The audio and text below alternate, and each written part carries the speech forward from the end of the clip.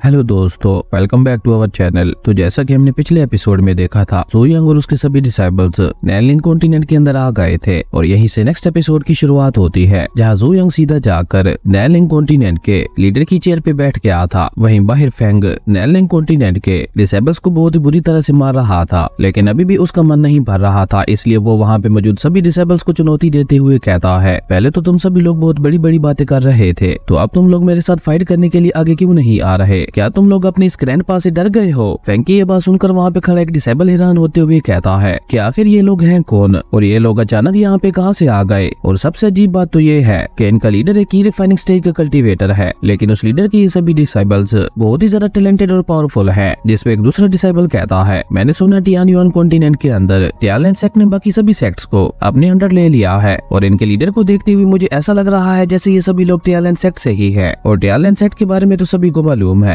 कि टियालन सेक्ट लुटेरों का ग्रुप है। और ये कहते हुए वो सभी समझ गए थे कि ये लोग यहाँ पे हमारे क्लैन पे कब्जा करने के लिए आए हैं। और ये सोचकर वहाँ पे खड़े एक डिसेबल अपने साथियों से कहता है, हम किसी भी हालत में अपने क्लैन को अपने हाथों से नहीं जाने दे सकते, इसलिए तुम जल्दी से मास्टर को यहाँ पे बुलाओ। जिस पे एक दूसरा डिसेबल कहता है, मैं ऑलरेडी उन्हें पैगाम भेज चुका हूँ, वो कुछ ही देर में यहाँ पहुँचते होंगे। और ये कहकर वो फेंग से कहता है, एक बार जब हमारे लॉर्ड यहाँ आ गए तो तुम में से कोई भी जिंदा नहीं बचेगा। जिस पे फेंग कहता है, भले यहाँ पे तुम्हारा लॉर्ड आए या जो भी आए, ये यंग मास्टर उसे अपने सिर्फ एक ही अटैक में खत्म कर देगा। और ये कहते हुए फेंग ने अपने मैजिकल स्पीयर से उन सभी डिसेबल्स के ऊपर एक बहुत ही ज्यादा पावरफुल अटैक कर दिया था, जिसकी वजह से कुछ डिसेबल्स उड़ते हुए वहाँ से पीछे जा गिरे थे। जो देखकर फेंग खुश होते हुए ज़ू यंग से कहता है, मास्टर आपने अपने इस डिसेबल की ये हीरोइक अपीयरेंस देखी या नहीं? फेंग की ये बात सुनकर लीना अपना मुंह बनाते हुए कहती है, ये इन मामूली डिसेबल्स को मारकर इतना ज्यादा खुश क्यों हो रहा है? और लीना इससे आगे कुछ कह पाती उससे पहले उनका लीडर वहाँ आ गया था, जिसको वहाँ देखकर उसके सभी डिसेबल्स बहुत ही ज्यादा खुश हो गए थे। और वो सभी डिसेबल्स अपने लीडर की तारीफ करते हुए कहते हैं, हमारे लीडर बहुत ही ज्यादा पावरफुल है, इवन पूरे नैनलिंग कॉन्टिनेंट के अंदर कोई भी उनका मुकाबला नहीं कर सकता।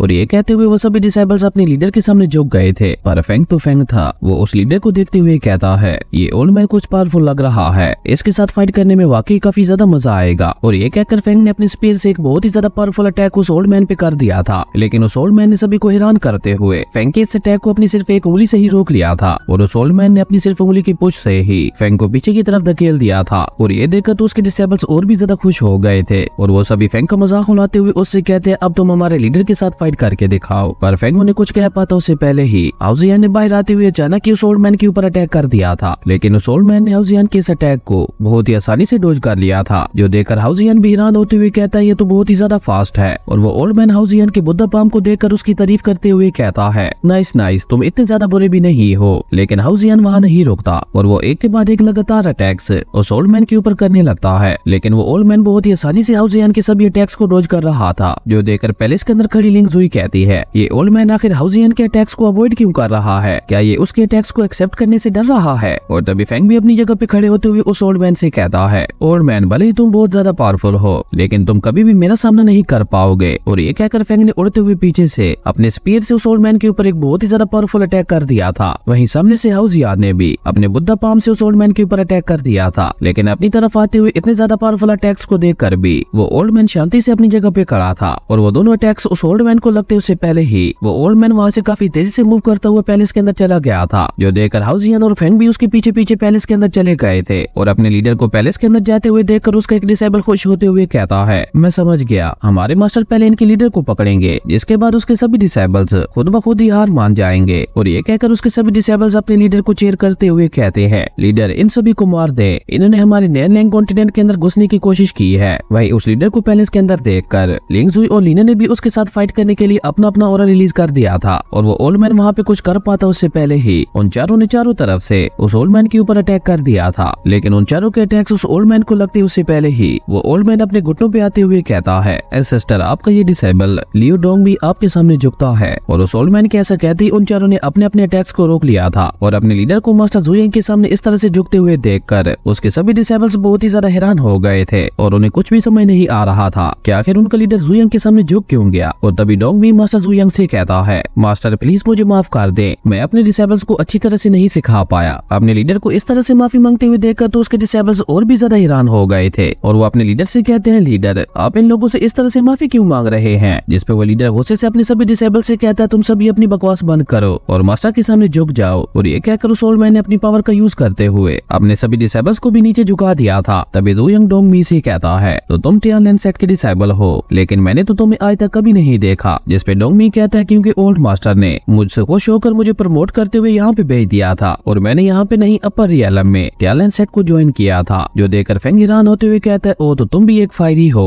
डोंग मी की ये बात सुनकर जू यंग अपने मन में कहता है मास्टर अब धीरे धीरे मुझे पता लग रहा है आपने मुझसे बहुत कुछ छुपा के रखा हुआ था। और तभी जू यंग के चारों डिसेबल्स वापस उसके पास चले गए थे। जो देखकर डोंग मी जू यंग से कहते हैं एंसेस्टर मैं आपको बहुत कुछ बताना चाहता हूँ। अगले सीन में हम फेंग और न्यालैंग कॉन्टिनेंट के कुछ डिसेबल्स को आपस में बात करते हुए देखते हैं, जहाँ न्यालैंग कॉन्टिनेंट के डिसेबल्स फेंग से कहते हैं हमने ये कभी नहीं सोचा था कि हम सभी लोग आपस में पीछे से एक फैमिली की तरह हैं। और ये कहकर वो सभी फेंग की तारीफ करते हुए उससे कहते हैं ब्रदर आपकी कॉम्बैट स्किल्स तो वाकई बहुत ज्यादा अमेजिंग है, क्या आप हमें भी ये सिखा सकते हो। जिसपे फेंग उनसे कहता है तुम सभी तो अपने लीडर की बहुत ज्यादा तारीफें कर रहे थे, तो फिर तुम लोग अपने लीडर से ये सब क्यों नहीं सीखते। जिसपे वो दोनों डिसेबल्स अपना मुंह बनाते हुए कहते हैं क्योंकि हमारे लीडर बहुत ही ज्यादा स्ट्रिक्ट और सीरियस है। और अभी वो दोनों ये सब कह ही रहे थे कि तभी उन्हें वहाँ पे अपने लीडर के रोने की आवाज आती है, जो रोते हुए जू यंग से कह रहा था मास्टर फाइनली आप यहाँ आ ही गए, मैं पिछले 10,000 सालों से यहाँ पे आपका वेट कर रहा था। और ये कहकर वो जू यंग के सामने झुकते हुए कहता है मास्टर इस लोअर वर्ल्ड में स्पिरिट पावर बहुत ही ज्यादा कमजोर है और अगर आप यहाँ पे कुछ दिन और नहीं आते तो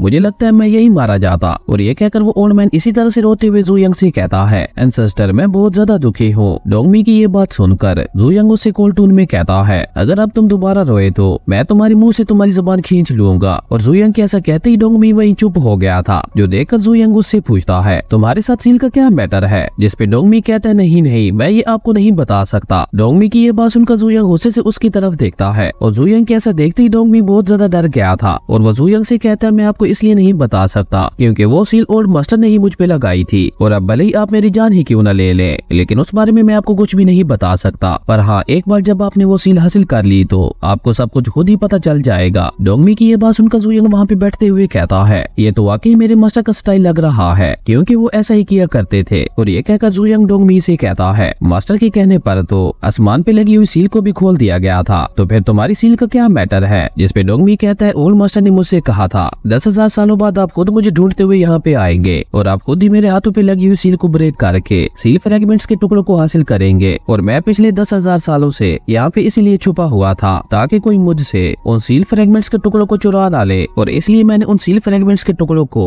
हिडन ड्रैगन एरे के नीचे छुपा रखा है ताकि किसी और की बुरी नजर उन पे ना पड़े। डोंग मी की ये बात सुनकर लिंग जुई उससे पूछती है तो हम उन सील फ्रेगमेंट्स के टुकड़ों को कैसे हासिल कर सकते हैं। लिंग जुई की ये बात सुनकर डोंग मी वहाँ पे खड़ा होते हुए उससे कहता है तुम कौन हो और मैं तुम्हें कोई जवाब क्यों दूं। जिसपे लिंग जुई उसे बताती है कि मैं टियानलेन सेट की करंट लीडर हूँ। और ये कहकर लिंग जुई उससे कहती है तो अब तुम्हारा क्या ख्याल है, क्या अभी तुम मुझे उस बारे में नहीं बताओगे। लिंग जुई की ये बात सुनकर डोंग मी कहता है मेरे पास तुम्हारे लिए एक गुड न्यूज है और एक बैड न्यूज, तो तुम पहले कौन सी न्यूज सुनना चाहोगी। जिसपे लिंग जुई कहती है पहले गुड न्यूज बताओ। जिसपे डोंग मी कहता है कि गुड न्यूज ये है कि उस हिडन एरे को ओल्ड मास्टर ने खुद डिजाइन किया था, इसलिए कोई भी उसे नहीं ढूंढ सकता। डोंग मी की ये बात सुनकर लिंग जुई उससे पूछती है तो बैड न्यूज क्या है। जिसपे डोंग मी कहता है बैड न्यूज ये है कि तुम लोग चाहे कुछ भी कर लो लेकिन उस हिडन ड्रैगन एरे को नहीं ढूंढ पाओगे। डोंग मी की ये बात सुनकर जू यंग के सभी डिसेबल्स को उसके ऊपर बहुत ही ज्यादा गुस्सा आता है और लिंग जुई अपने हाथ में फायर लेकर डोंग मी की तरफ बढ़ते हुए उससे कहती है मुझे लगता है तुम्हारी ये बीड बहुत ही ज्यादा अच्छी है पर अब ये नहीं बचेगी। और ये कहकर लिंग जुई डोंग मी को उसकी दाढ़ी से पकड़ते हुए उसकी दाढ़ी को जलाने लगती है और उसी के साथ साथ लीना भी अपने पोजन से उसे बुरी तरह से टॉर्चर करने लगती है। और थोड़ी देर में उन दोनों ने मिलकर डोंग मी की हालत बहुत ही ज्यादा खराब कर दी थी। जो देखकर डोंग मी उन्हें रोकते हुए कहता है रुक जाओ, उसके अलावा भी एक रास्ता है। और ये कहकर वो जू यंग से कहता है मास्टर जब आप लोंग जोम के 5 बैरियर्स को तोड़ देंगे तब आप उन सील फ्रेगमेंट्स तक पहुंच जाएंगे। डोंग मी की ये बात सुनकर हाउ जी एन मास्टर जू यंग से पूछता है मास्टर अब हम क्या करें। जिसपे जू यंग अपनी चाय पीते हुए कहता है मुझे लगता है अभी इस ओल्ड मैन को इसी तरह से टॉर्चर करना ठीक रहेगा, क्या पता ये कुछ और भी बता दे। अगले सीन में हम एक जगह पे एक इमोर्टल कल्टीवेटर को सफाई करते हुए देखते हैं और अभी वो इमोर्टल कल्टीवेटर सफाई कर ही रहा था कि तभी नॉर्थ वर्ल्डनेस का वही एल्डर वहाँ आते हुए उस इमोर्टल कल्टीवेटर से कहता है तुम सफाई करने में तो और भी ज्यादा अच्छे हो गए हो। और ये कहकर वो उस इमोर्टल कल्टीवेटर से कहता है अगर तुम ये सब करके अपने लिए कोई इमोर्टल कल्टीवेटर की ड्यूटी ढूंढना चाहते हो तो ऐसा कुछ कभी भी नहीं होने वाला। उस एल्डर को वहाँ देखकर वो इमोर्टल कल्टीवेटर हैरान होते हुए उससे कहता है तुम यहाँ नीचे क्यों आ गए। जिसपे वो एल्डर उससे कहता है इस बारे में भूल जाओ। उस एल्डर की ये बात सुनकर वो इमोर्टल कल्टीवेटर उसका मजाक उड़ाते हुए कहता है सच सच बताओ तुम्हें किसने हरा कर यहाँ भेजा है, यो बोफिंग या ह्यू लिंगर या फिर उस 4 पूंछ वाले कुत्ते ने। उस इमोर्टल कल्टीवेटर की ये बातें सुनकर उस एल्डर को बहुत ही ज्यादा गुस्सा आता है लेकिन वो अपने गुस्से पे काबू करते हुए उससे कहता कहता है मैंने तुम्हें कहा ना कि इस बारे में भूल जाओ। जिस पे वो इमोर्टल कल्टीवेटर कहता है ओके ठीक है, तो तुम्हारी यहाँ आने की क्या वजह है। जिस पे वो एल्डर उसे बताता है कि टियाल एंड सेट का ज़ू यंग यहाँ आ गया है और अब उसकी वजह से हमें यहाँ पे बहुत ज्यादा फायदा होने वाला है। तो मैंने सोचा क्यों ना मैं ये बात तुम्हारे साथ ही शेयर कर लूं। जिस पे वो इमोर्टल कल्टीवेटर उससे कहता है पर मुझे नहीं लगता तुम इतनी आसानी से ज़ू यंग का फायदा उठा सकोगे, क्योंकि वो बहुत ही ज्यादा चालाक है, इसलिए मैं तो उसके साथ बिल्कुल भी पंगा नहीं लेना चाहता। और ये कहकर वो इमोर्टल कल्टीवेटर दोबारा अपनी सफाई में लग गया था, जो देखकर उस एल्डर को बहुत ही ज्यादा गुस्सा आता है और वो गुस्से से वहाँ से जाते हुए कहता है ज़ू यंग आखिर तुम मुझसे कब तक बचोगे। और इसी के साथ हमारी अमेजिंग एपिसोड यहीं पे खत्म हो गया था। अगर आपको ये वीडियो अच्छी लगी तो लाइक कर दें और अगर चैनल पे नए आया तो सब्सक्राइब करते जाना। तो मिलते हैं एक न्यू वीडियो में, तब तक के लिए बाय।